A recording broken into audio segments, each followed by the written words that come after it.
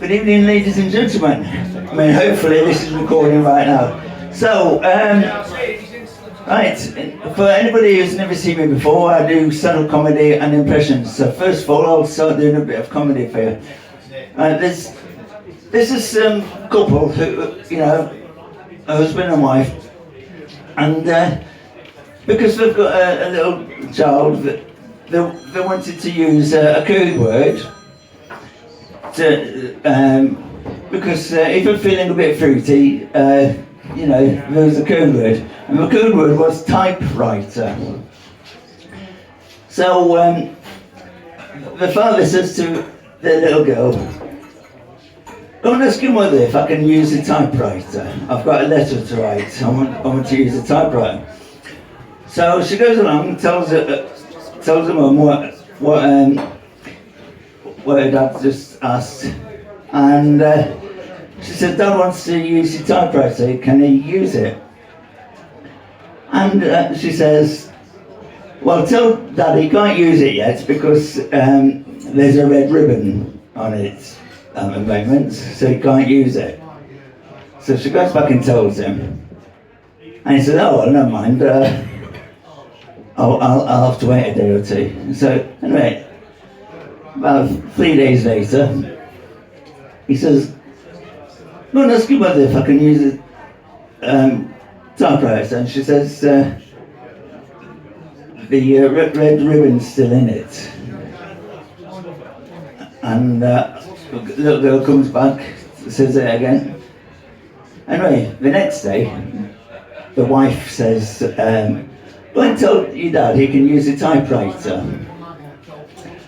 So she goes along and says, "Dad, Mum says you can use a typewriter." He says, "Don't bother, I've written it out by hand."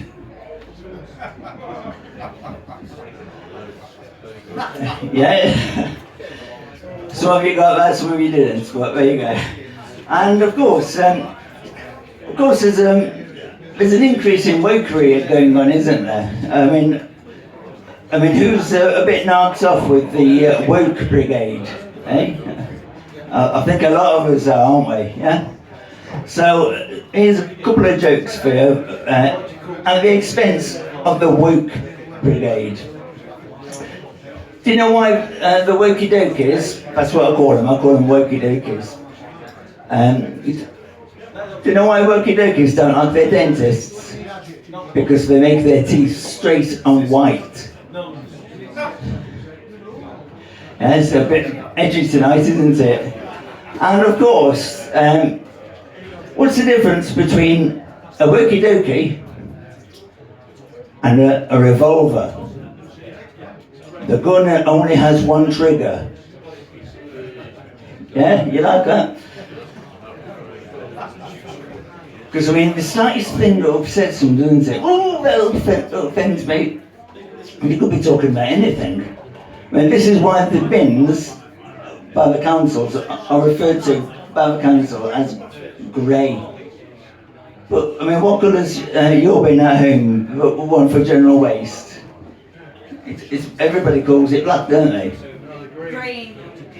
That's gardening waste, isn't it? Brown. Oh, brown for you. All right. I don't know where I'm from. It's a little bit different. We've got blue for recycling. You know, for glass and things like that. Glass and plastics. I would say. Yeah.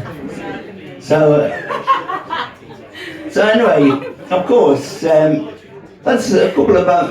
I mean, have you noticed the way the woke speak as well? I mean, they're starting to talk like this as if they're about to cry. Oh, like that, you know. And I've noticed that, and it's unfortunately I've noticed it's mainly women. So I'm not saying it's women because men are now beginning to do it. The guy who plays the Flash in the TV series, he's starting to talk like that. And I thought to myself, what am I getting on to? We're going to have a world of crybabies. Yeah.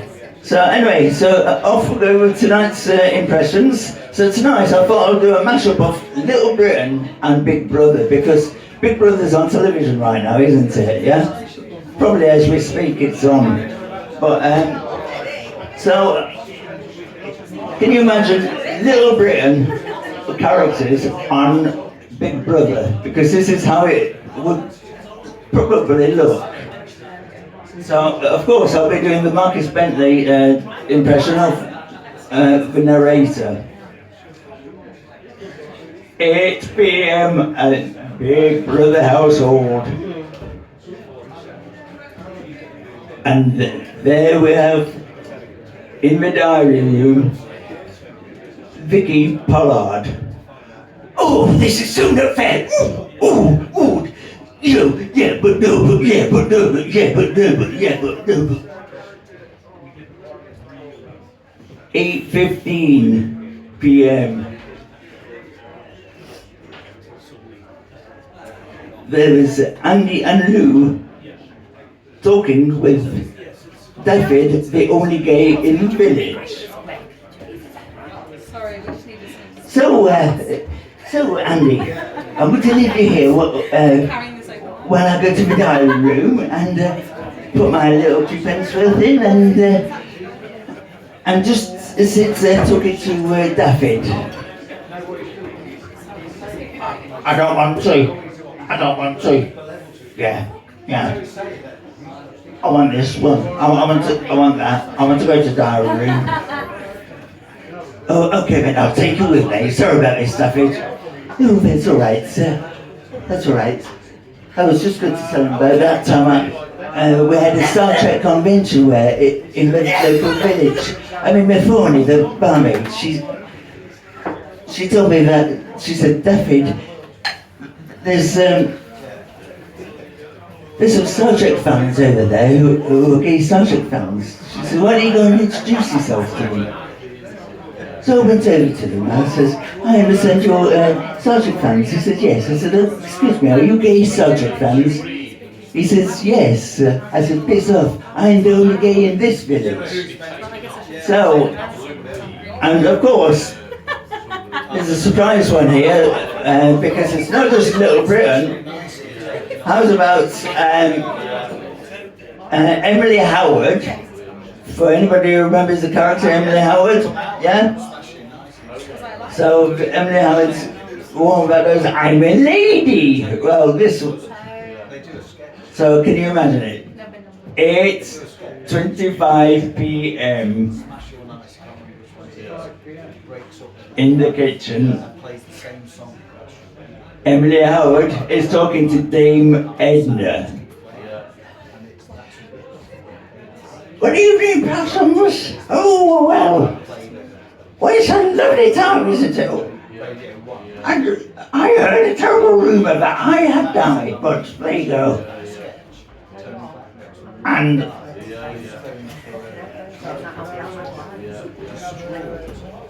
so, isn't it a wonderful possum being in a Big Brother household? Doing what us ladies do? Yes, I'm a lady. I do lady things. Lady things is what I do best. So there you go, that's that. And of course, I also do voice requests. So does anybody have any voices that they'd like me to do? Because I do characters from Family Guy. I do it. Darth Vader. Ah, right, you like this one. For Christmas, Luke Skywalker had a PlayStation 5 and an action man with retractable hands. I knew this because I had felt his presence. So, of course, there's Yoda as well, isn't there, that goes on. Yoda I do! So, anybody else? George Foreman. Oh, I can do Chris Eubank for you. Do you want Chris Eubank? Yeah? Right. My name is Chris Eubank. And what I am, I wear nice dapper suits and a nice tie. So that I look sophisticated. But I look even more sophisticated with a monocle. And that's me, Chris Eubank, and I used to be a boxer. Used to be a professional boxer. So there you go. Simon Cowell. Simon Cowell. That gets a yes from me. You're through to the next stage. Thank you! Thank you, yeah. Right. Does that mean I can go up now? Well, which voice would you like me to do then? Dua Lipa. Dua Lipa? Yeah. Voice of the people! I really don't know how Dua Lipa sounds. But, Do Prince Charles. oh, King Charles as he is now. Oh, there you go. I think it's... One is happy to be here in front of my peasants. Well, I just need to know where it's all is up so I can sit on another type of throne. So there you go. So did you like that, yeah? Not many peasants, it's just how he would have said it, isn't it? Because they like to look down at us. Have you got any voices? Frank Spencer. Frank Spencer. Because I don't know who it is. Oh, Frank Spencer, he's from Some Others Do Have Them. It's a 70s sitcom, so for those of you who are a bit young to know. Biddy, a little bit of trouble. You know, the cat's gonna do the whoopsie. All over my Mac.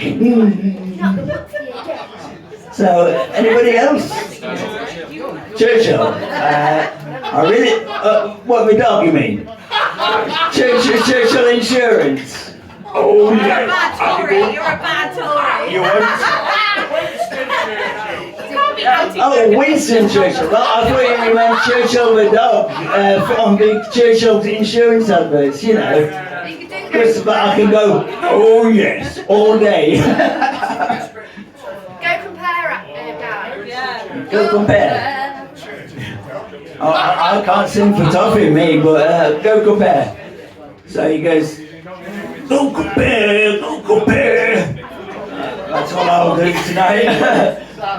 Do Boris Johnson. Boris Johnson, oh, Yeah, Boris Johnson is a popular one, but the one, right. Well, I've got bricks oven baked. Well, half baked, because I mean the Northern Ireland Treaty, you know, the Windsor Framework. You would bring me into it, wouldn't you? So there you go. Peter Kay. Peter Kay.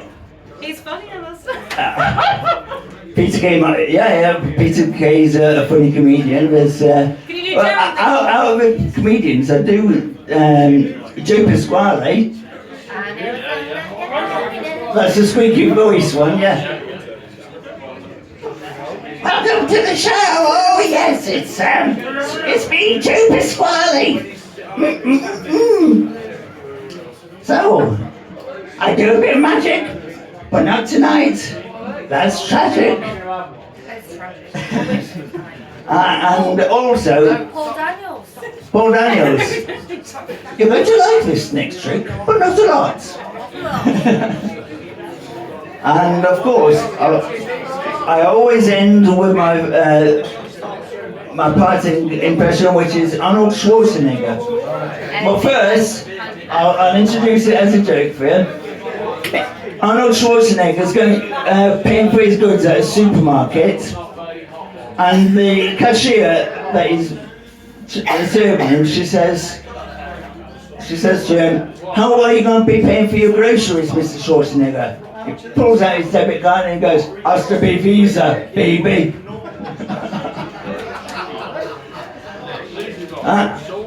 Right, I won't be here next week. It'll be in 2 weeks' time because I've got I've got a hospital appointment with my eye, so I'll be back. I'll see you